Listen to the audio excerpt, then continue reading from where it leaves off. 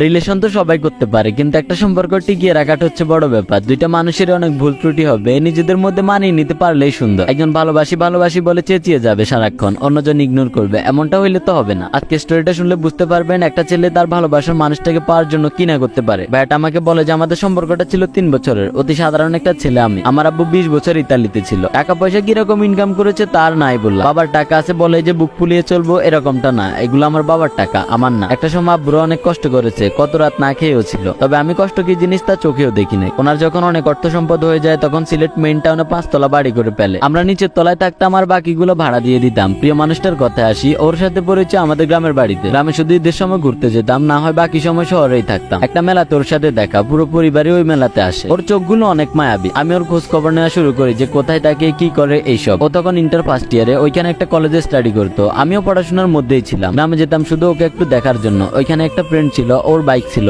আমারও বাইক ছিল, দুজনে শুধু ঘুরঘুর করতাম। প্রিয় মানুষটার কলেজ ছুটির অপেক্ষায় থাকতাম। আমাকে অনেক ইগনোর করতো সে। শহরে কি মেয়ের অভাব আছে নাকি? তাও কেন জানি ওকে ভালো লাগতো। এটাই হয়তো ভালোবাসা। আর কত সহ্য করব। একদিন ওকে দাঁড় করিয়ে বলি যে তুমি কি জানো 48 কিলোমিটার পথ পাড়ি দিয়ে তোমার সাথে দেখা করতে আসি, সত্যি অনেক ভালোবাসি তোমাকে। ও বলে যে ভালোবাসি তো সবাই বলতে পারে, কয়দিন আমাকে আগলে রাখবা শুনি। আমি বলি যে সারাটা জীবন পর ওর নাম্বার নিই এবং আমরা রিলেশনে আসি। প্রিয় মানুষটার ফ্যামিলি মধ্যবিত্ত ছিল, এটা আমার কোনো সমস্যা নেই, তবে আমি জানতাম আমার পরিবার মানবে না। ও অনেক কেয়ার করতো আমার। একটা মেয়ে হিসেবে যতটুকু ভালোবাসার দরকার তার চেয়ে বেশি ভালোবাসতো আমায় সে। যে কাজগুলো পছন্দ করতো না ওইগুলো আমি বেশি করে করতাম, ওকে রাগিয়ে তুলতাম, আবার ওই রাগটা আমিই ভাঙাতাম। যে টাকাগুলো ওকে কলেজে যাওয়ার জন্য দিত ওইগুলো থেকে কিছু টাকা বাঁচিয়ে রাখতো আমার জন্য সে। আমি দেখা করতে আসলে হয়তো এদিক ওদিক ওকে বাইকে করে নিয়ে যেতাম, আর ঘোরাঘুরি শেষ হলে আমায় বলতো যে যাওয়ার সময় বাইকে তেল নিয়ে নিও। জোর করে পকেটে ঢুকিয়ে দিত আর বলতো যে বিয়ের পরে যেন সব কটা দিয়ে দিই হিসাব করে। আমরা 2 ভাই ছিলাম, বড় ভাইকে আব্বু দেশের বাইরে সেটেল করে দেয় আর আমাকে দেশের ব্যবসা বাণিজ্য দেখাশোনা করার জন্য রাখতো। 2019 সালের মার্চ মাসের 25 তারিখ আমার লাইফের সবচাইতে খারাপ একটা দিন। প্রিয় মানুষটার কল আসে, আমাকে ফুপিয়ে ফুপিয়ে বলে যে জান আমাকে হঠাৎ করে দেখতে আসছে, ওদের নাকি আমাকে অনেক ভালো লাগছে, কিছু একটা করো প্লিজ। আমি বললাম কেন, তুমি আমার কথা ফ্যামিলিতে বলতে পারবা না? ও বলে যে ওর ফ্যামিলির মানুষ এসব রিলেশন পছন্দ করে না, আর যদি জানতে পারে তাহলে খুব তাড়াতাড়ি অন্য কারোর কাছে ওর বিয়ে দিয়ে দিবে। আমি তখন বলি যে আচ্ছা তুমি চিন্তা করো না, আমি কিছু একটা করতেছি। আমি আমার আব্বু আম্মুর কাছে ব্যাপারটা শেয়ার করি। আম্মু রাজি ছিল, বাট আব্বু বলে যে উনি রাজি নেই সম্পর্কে, আর আমি যদি আমার প্রিয় মানুষটাকে চয়েস করি তাহলে ফ্যামিলি ছাড়তে হবে এন্ড ওনাকে ওনার সবকিছু বুঝিয়ে দিয়ে ফ্যামিলি থেকে লিভ নিতে হবে। পরে আমি অনেকটা ডিপ্রেশনে চলে যাই যে কেমনে কি করব।